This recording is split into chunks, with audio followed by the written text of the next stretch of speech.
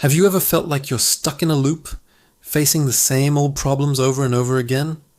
Well, the ancient Israelites knew that feeling all too well. For 20 long years, they were under the thumb of Jabin, a Canaanite king, and his ruthless commander Sisera. Things were bleak, but in times of great darkness, sometimes the most unexpected leaders rise. Enter Deborah.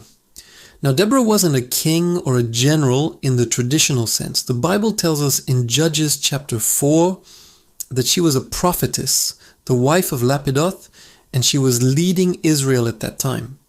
Picture this. People from all over would travel to her, not to a grand palace, but to a simple spot under a palm tree, which came to be known as the Palm of Deborah. They came seeking wisdom, justice, and a connection to the divine. She was their judge, settling disputes and speaking God's truth into their lives. But Deborah's role went far beyond just settling local arguments. She was a national leader with a direct line to God.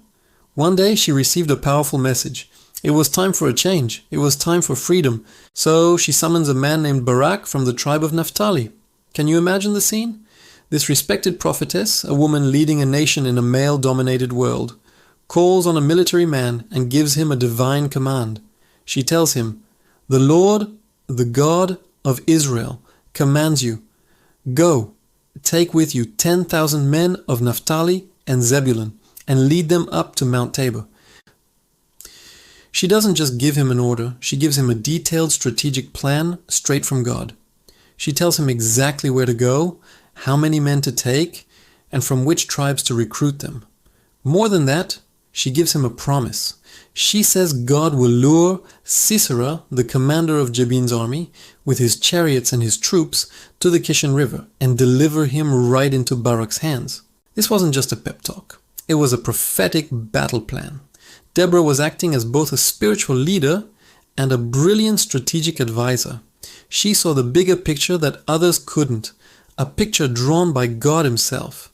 But here's where it gets really interesting. Barak, a seasoned military man, hesitates. He tells Deborah, "If you go with me, I will go. But if you don't go with me, I won't go." Now, you might think this shows a lack of faith, but look at it another way. Barak understood the source of the true power. He knew that Deborah's presence signified God's presence. He wasn't relying on his own strength or his 10,000 soldiers. He was relying on the God who spoke through Deborah. Deborah agrees to go, but she adds a twist. She tells him that because of his request, the honor of capturing Sisera won't go to him.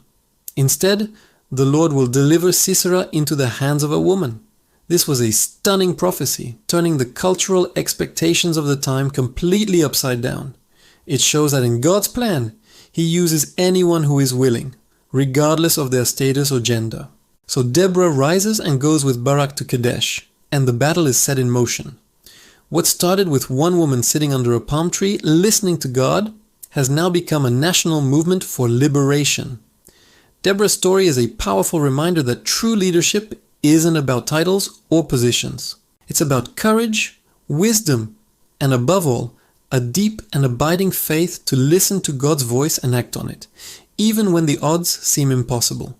She was a judge, a prophet, a strategist, and a warrior, all rolled into one incredible leader. Thanks for watching. If this story inspired you, don't forget to like, share, and subscribe for more deep dives into the incredible figures of history.